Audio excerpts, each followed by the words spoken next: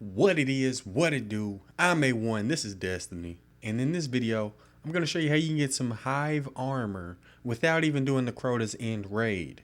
And what I mean by Hive armor is that it resembles different kinds of Hive enemies. So there's armor that looks like acolytes, there's armor that looks like thralls, and there's armor that looks like knights, and so on and so forth. Alright, so in order to get the Hive armor, you're going to have the Dark Below expansion pack.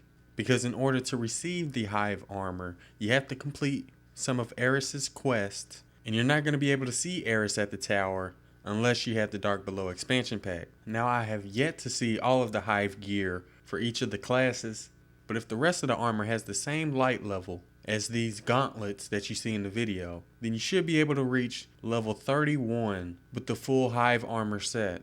Now I tried looking around everywhere to see if I could find any images or pictures of the full Hive armor set, but I couldn't find any, so all I can show you now is the gauntlets for each of the three classes. And the way that you get these gauntlets is by completing the Urn of Sacrafice quest. Anyways, after you've accepted the quest from Eris, the first thing you'll have to do is purchase the urn from the merchant Xur. And as we all know, he only appears at the tower during the weekends. So in order to complete this quest, you're going to have to wait till the weekend. Anyways, once you've accepted the quest and purchased the urn from Xur, the first thing you'll have to do is to kill thralls with a fusion rifle that does solar damage, and then collect the embers that they drop after you kill them. There's a couple really good story missions that you can do in order to complete that quest. You can either do the Dark Beyond or the Temple of Crota. You'll see lots of thralls in both of those missions. And keep in mind that the challenge will reset if the player is killed. So if you die, you have to start all the way over when it comes to collecting the embers that they drop. Anyways, once you completed that first part, the next task that you'll have to do is to collect Seething Mist by killing cursed thralls. And the way that you have to kill them is by melee. Now the best story mission by far in order to complete this part of the quest is the Chamber of Night story mission that's on the moon.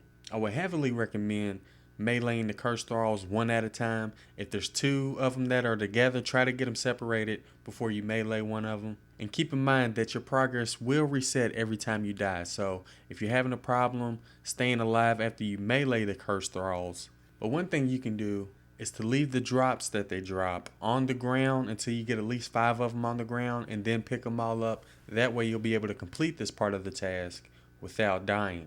Because even if you die, the loot drops will still be on the ground after you respawn. So if you're having problems staying alive, I would definitely suggest leaving the loot drops on the ground until you get a total of 5 of the Seething Mist drops. And then when you pick them all up, you'll then be able to complete this quest. So if you're having problems dying, just leave the mist particles on the ground until you get a total of 5 of them, and then you pick them up. Anyways, once you've completed that part of the quest, your next task will be to kill 100 Hive acolytes or wizards using any weapon that does void damage. There's not really any recommendations for this part. You can try patrolling the moon and then go into the areas where the acolytes and wizards spawn, or you can try doing one of the story missions on the moon. And I believe the Awakening is a really good mission for this part of the quest. Either way, you want to make sure that you have weapons that give void damage. Anyways, once you've completed that task, your next objective will be to defeat Urzac the Hated during a public event on Earth. So you have to patrol the Cosmodrome and then go to the Skywatch area, and you may have to wait around 5 to 10 minutes before the public event will start. But once it starts, you have to kill a few enemies, and then Urzac the Hated will appear, and then once you take him out, you will have completed this part of the quest. Anyways, once you've defeated Urzac the Hated, you'll then have to do the Ritual of the Sacrafice, which is the final part of this quest. And for this part of the quest, you'll have to fight your way through the Hellmouth all the way down to the sacrificial chamber. And once you get there, you'll see a cauldron in the middle of the room, and if you jump on top of the cauldron, several vestiges will appear around the room, as well as 4 blades of Crota. So you will be able to use the sword in this mission. Now after you jumped on the cauldron, you'll have to survive 4 different waves of enemies. The first wave is going to be a ton of thralls running at you.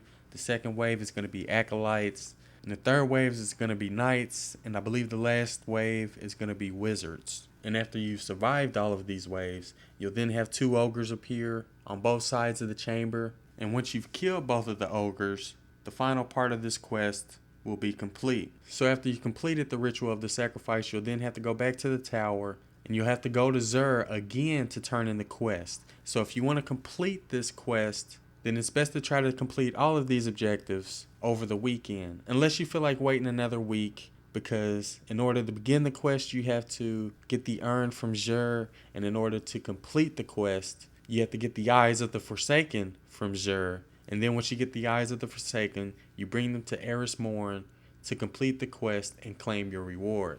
Anyways, once you've completed the Urn of the Sacrifice quest, you'll then be given these 3 legendary gauntlets. The Titan Gauntlet is called Nightbone Guard, the Hunter Gauntlet is called Acolyte Rung, and the Warlock Gauntlet is called Thrall Skin Brace. So obviously all of the legendary gear resembles Hive enemies. The Nightbone Guard resembles the Knights, the Acolyte Rung resembles the Acolytes, and the Thrall Skin Brace resembles the Thralls. Now I've yet to do any of the quests for the other types of armor, like the helmet, the chest plate, and the boots. But if you need to see Xur in order to start those quests, then I would definitely recommend trying to knock those bounties out as quickly as possible, because you may have to also see Xur in order to complete those quests. And there's 2 types of bounties that Eris Morn offers. There's the gray bounties, and then there's the purple bounties. In order to get these legendary armor, you're going to have to complete the purple bounties. I believe the white or gray bounties are there just to help you level up your reputation with Eris Morn. So if you haven't completed the Urn of Sacrifice quest yet, I definitely recommend that you go do it. And if you want the rest of the Hive armor set, make sure you keep an eye out for any purple bounties that Eris Morn may offer at the tower. Anyways, that's how you get the Hive enemies type of armor. If you enjoyed the video or found it useful, don't forget to do what you do. I'm A1, thanks for watching.